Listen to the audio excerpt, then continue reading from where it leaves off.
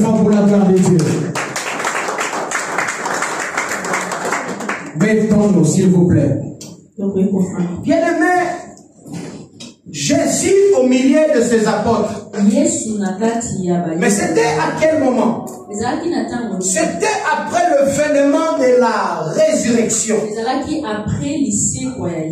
Jésus, après avoir été ressuscité, il faisait appel à ses disciples de se rencontrer à Galilée. Mais avant ça, il a rendu visite à ses disciples qui étaient fermés. Avec la porte fermée. Parce qu'ils avaient peur.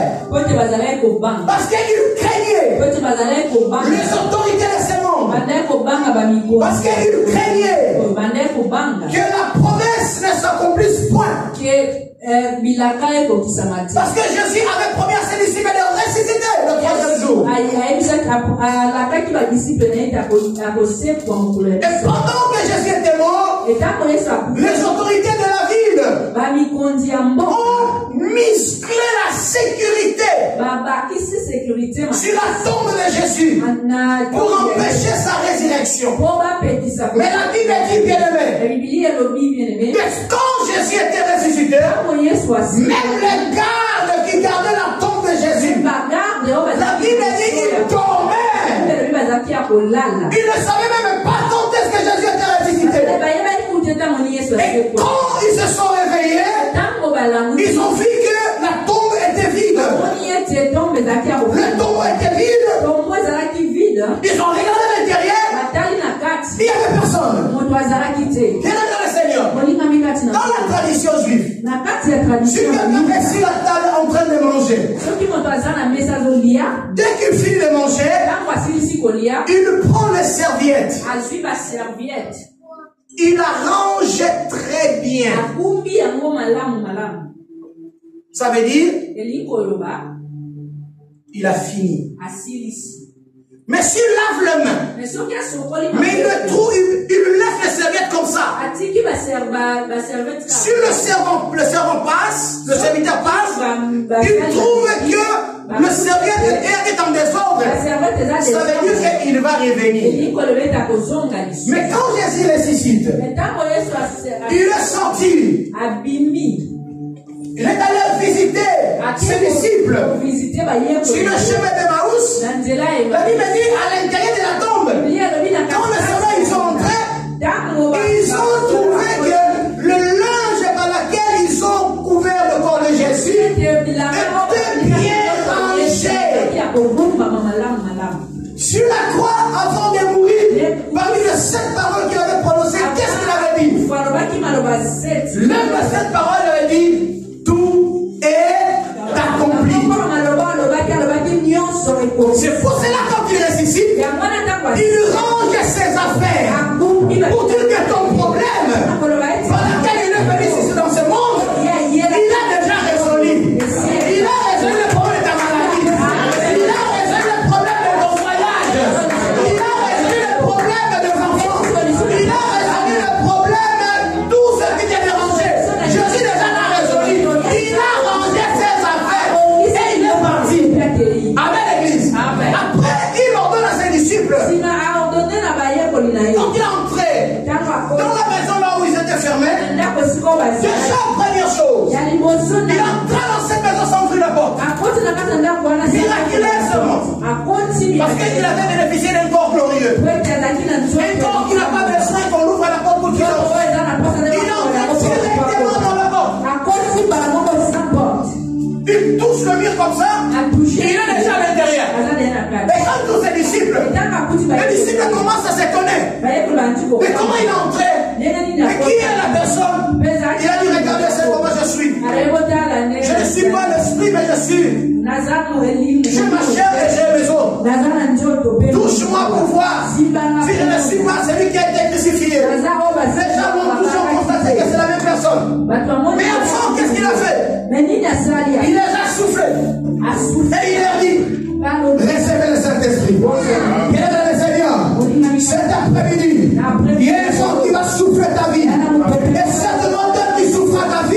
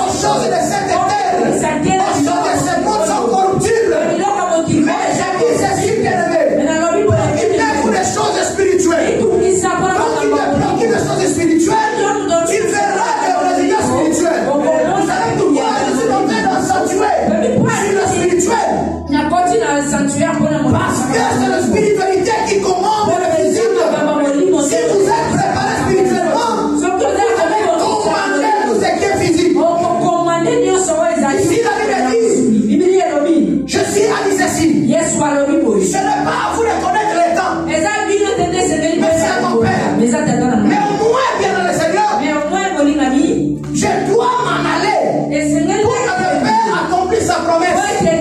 Vous recevrez le Saint-Esprit qui vivra sur vous et vous serez mes témoins. Bien dans le Seigneur, si tu veux être le témoin de Jésus, tu dois d'abord tout simplement être rempli du Saint-Esprit. Problème de batterie. Il faut que tu sois rempli du Saint-Esprit pour que tu sois le témoin de Jésus. Si tu n'es pas rempli du Saint-Esprit, tu ne seras jamais rempli. Tu ne sauras pas vivre le jour du ciel. Vous recevrez une puissance qui s'appellera sur vous et vous serez mes témoins. Avant, c'était une simple promesse. Les apôtres ont entendu cette parole. Ils ont reçu cette parole. Et Dieu, Jésus les a donné de l'ordre. Jésus les a imposé l'ordre. Ne vous dispersez pas. Mais restez à Jérusalem. Jérusalem de David. C'est là où vous êtes. Toutefois que vous vous dispersez, quand les combats viennent, ça sera difficile de vaincre. Mais quand nous sommes unis, c'est alors que nous sommes forts. Unis sommes-nous. Jésus voulait tout simplement donner la notion de l'unité. Et comme le monde vient pour nous dire que l'union fait la force. Est-ce que vous êtes d'accord avec moi? Jésus a dit, restez ensemble à Jérusalem. Même pour annoncer la bonne nouvelle. La chose commence à Jérusalem. Jérusalem, c'est ta maison. Jérusalem, c'est ta famille. Jérusalem, c'est toi-même. Jérusalem, c'est ton église. Bien-aimé, écoutez-moi très bien. Comment tu fais en effet la paille qui s'écoute dans l'œil de ton prochain? Mais si à toi il y a une poutre que tu n'as pas encore enlevé, comment tu vas aller organiser une autre église? Parce que ton église n'est pas encore organisée. Si vous voulez aller remplir une autre église, pendant que ton église, là où le Seigneur t'a mis, n'est pas encore rempli. La Bible dit restez à Jérusalem. Restez assis à Jérusalem. Restez concentrés à Jérusalem. Priez à Jérusalem. Faites un don à Jérusalem. Donnez l'intime à Jérusalem. Donnez les offrandes à Jérusalem. Achetez les chaises à Jérusalem. Peindre l'église à Jérusalem. Après cela, que vous serez des témoins. Vous serez des témoins. Deuxième étape, c'est dans toute la Judée. Si tu n'as pas commencé d'abord à Jérusalem, tu ne peux pas brûler les étapes. Tu ne peux pas aller dans toute la Judée. Si tu n'as jamais commencé à Jérusalem, est-ce que tu es d'accord avec moi? Je lui ai dit restez là-bas. Jésus a dit restez. Asseyez-vous là-bas. Jusqu'à ce que le Père va accomplir sa promesse. C'est alors que vous allez être des témoins. En tant que témoin de Jésus,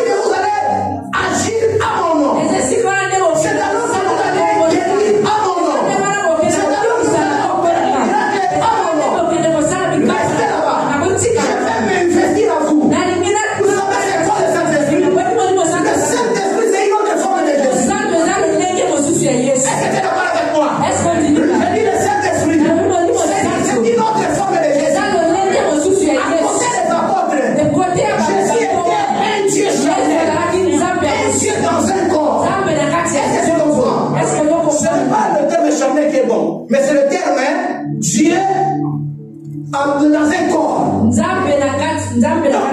Jésus a côté les disciples, il était dans un corps. Dieu est homme. Mais quand il monte, il a dit que je m'en vais. Vous préparez une place. Mais comme j'étais avec vous, je mangeais avec vous. Je mangeais avec vous. Je vais prendre une autre nature. Avec vous, je suis habité avec vous avec une corps humaine. Avec une autre nature. Maintenant, je dois m'en aller. Là-bas, le corps physique n'entre pas. Mais quand je vais là-bas, je vais changer la forme. Mais pour ne pas vous laisser comme ça, je viendrai vers vous dans une autre forme. Je vais habiter en vous. Mais par contre, quand Jésus était avec les disciples, il vivait avec les disciples. Il mangeait avec les disciples. Mais quand Jésus vient en nous, il n'est pas avec nous, mais il est en nous. Il a les aider à nous. Il a les aider à nous. Il a sauvé nous. Mais en nous, dans une autre forme, la forme spirituelle. Ça veut dire qu'il promet ses disciples que je vais partir, mais je reviendrai d'une autre forme. Je vais venir dans l'esprit pour rester avec vous, pour vivre dans vous, pour qu'ensemble avec vous, nous puissions faire des choses. Mais comme c'était une promesse, les disciples ont veillé à la promesse. Ils ont veillé à la promesse. Ils ont resté fermés dans une chambre haute. Ils étaient au nombre de 120. Dans la chambre haute, en train d'entendre le Saint-Esprit venir, en train d'entendre Jésus dans une autre forme. Si quelqu'un n'est dit que le Saint-Esprit est une chose, il dit non. Le Saint-Esprit n'est pas une chose. Mais le Saint-Esprit est Jésus dans une autre forme. Le Saint-Esprit est Jésus dans une autre forme. Il dit que le Saint-Esprit c'est une personne. Après dans l'acte chapitre 2, nous allons lire, nous allons commencer dans le verset 2. Et après nous allons voir qu'est-ce qui va se passer.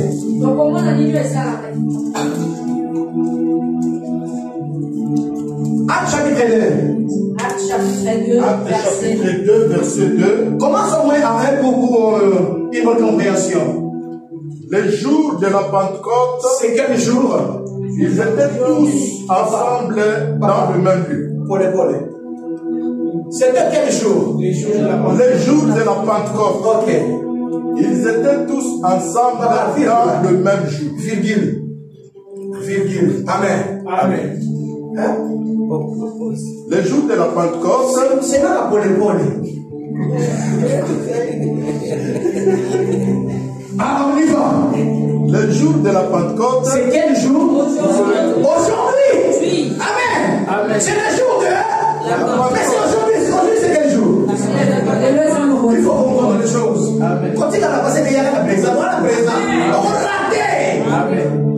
Ils étaient tous ensemble dans le même lieu.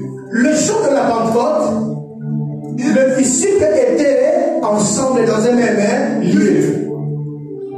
Tout à coup, il vit du ciel un bruit comme celui d'un vent impétueux. C'est ça notre thème.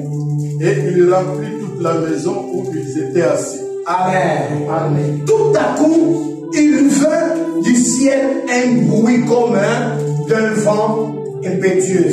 Dans un autre terme, un vent violent, un vent brutal. Amen, l'église. Le disciple était ensemble. Je vais dire ceci.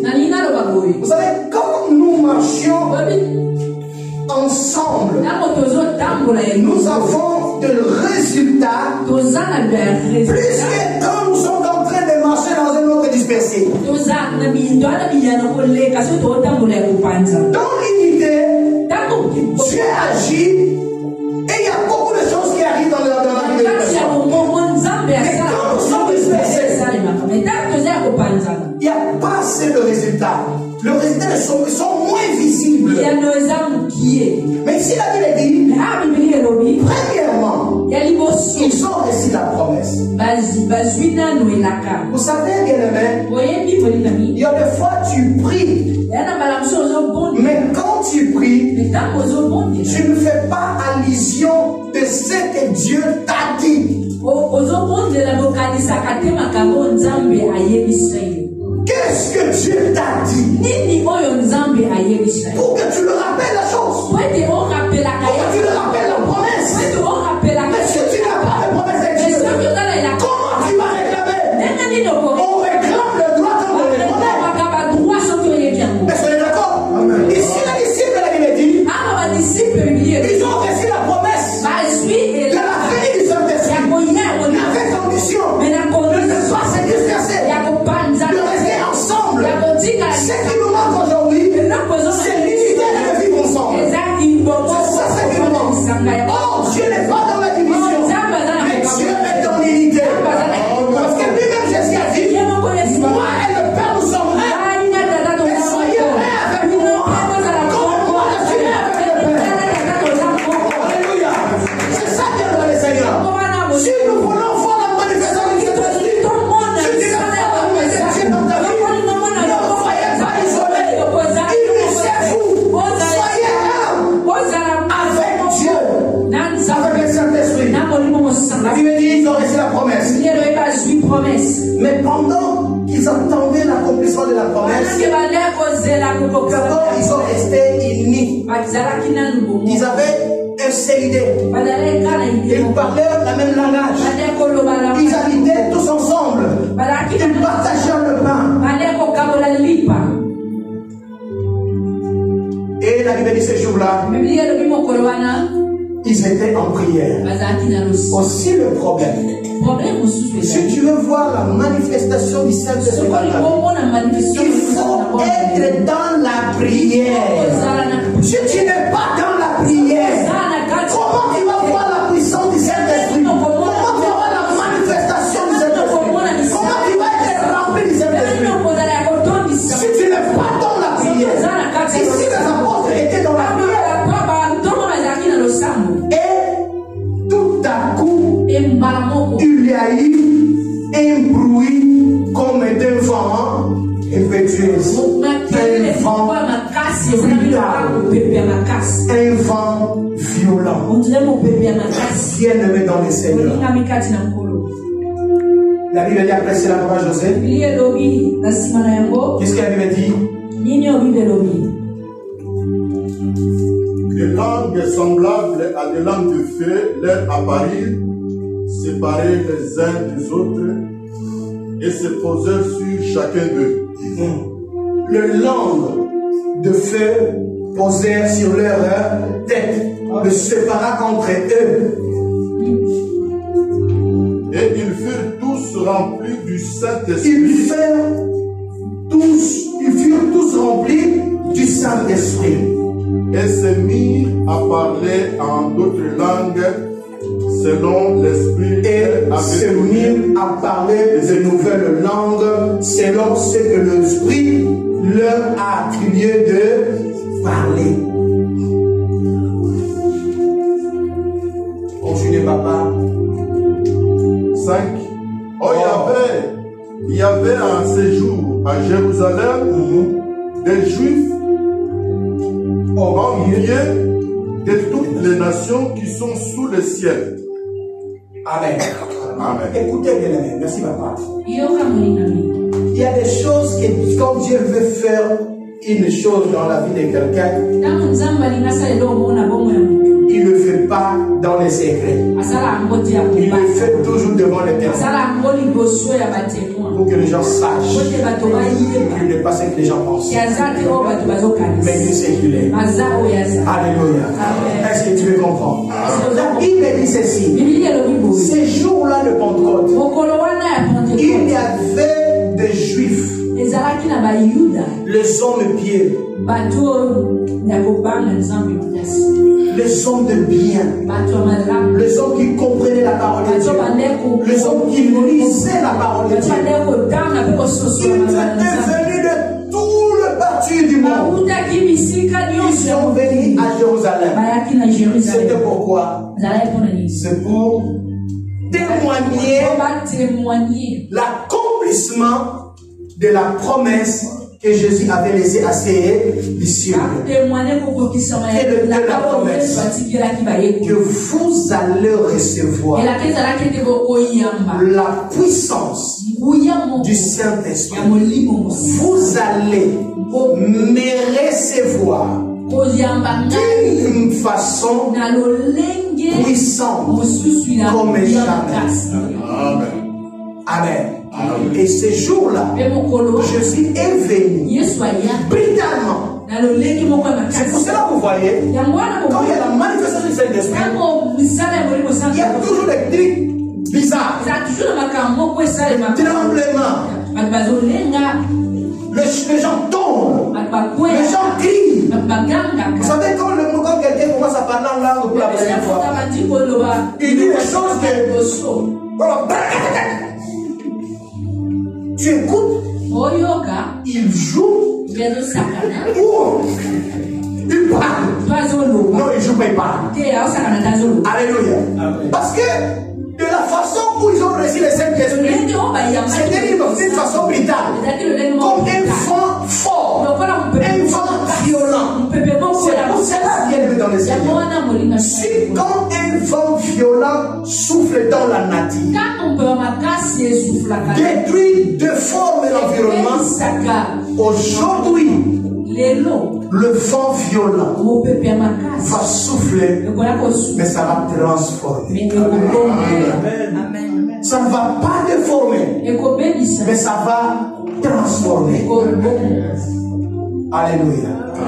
Bien-aimé, voilà l'importance de recevoir le Saint-Esprit. Voilà l'importance de vivre une expérience avec le Saint-Esprit. La manifestation de la concorde, c'est de vivre avec le Saint-Esprit. C'est de vivre avec Jésus. C'est de vivre Jésus en tant que toi. Dormir avec lui. Il est là à l'intérieur. Au moins les apôtres, quand ils déplaçaient, ils allèrent seuls. Jésus les fait entrer dans notre côté. Mais aujourd'hui, quand je déplace, je déplace avec lui. Moi, je peux oublier ma valise dans l'avion, à la gare, dans un train, dans un bus. Non, moi, je ne vais pas oublier Jésus. Alléluia. C'est ça l'expérience. De vivre avec lui, d'être avec lui, de faire comme lui, de devenir comme lui. Et la Bible dit ces jours-là, il y a quelque chose qui s'est passé. Laisse que cet après-midi, un vent violent souffle ta vie pour que ta vie soit transformée. Je dis pour que ta vie soit transformée. Recevez la transformation. Que ta vie soit transformée. Au nom de Jésus. Que ta famille soit transformée. Au nom de Jésus. Que tes enfants soient transformés. Au nom de Jésus. Que tes projets soient transformés. Au nom de Jésus. Que ta vie soit transformée. Au nom de Jésus. Que ta femme soit transformée. Au nom de Jésus. Tout ce qui t'appartient change. Transforme. Au nom de Jésus. Que l'ennemi qui a bloqué ta vie, qui libère ta vie. Au nom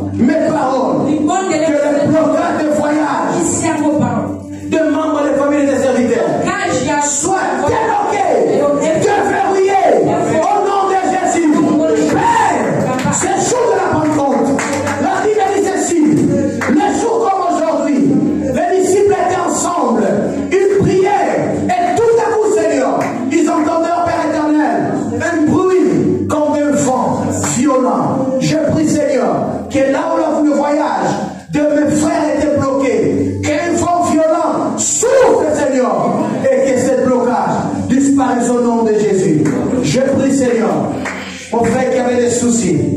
Mon frère qui était malade. Mon frère qui cherche l'emploi. Qui cherche le mariage.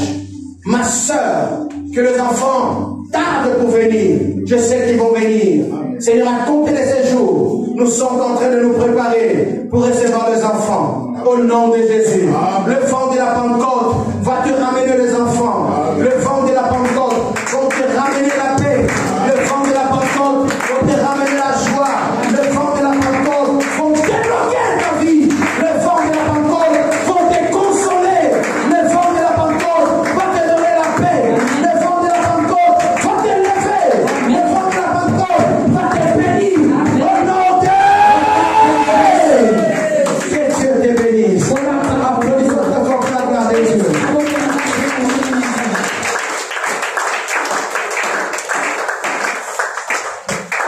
Amen. Amen. Amen. Dieu est bon. Nous allons commencer avec une puissance du Saint-Esprit. Au début, avant même le message, Dieu a opéré des choses. C'est pour cela que j'avais dit que note, c'était le jour comme aujourd'hui.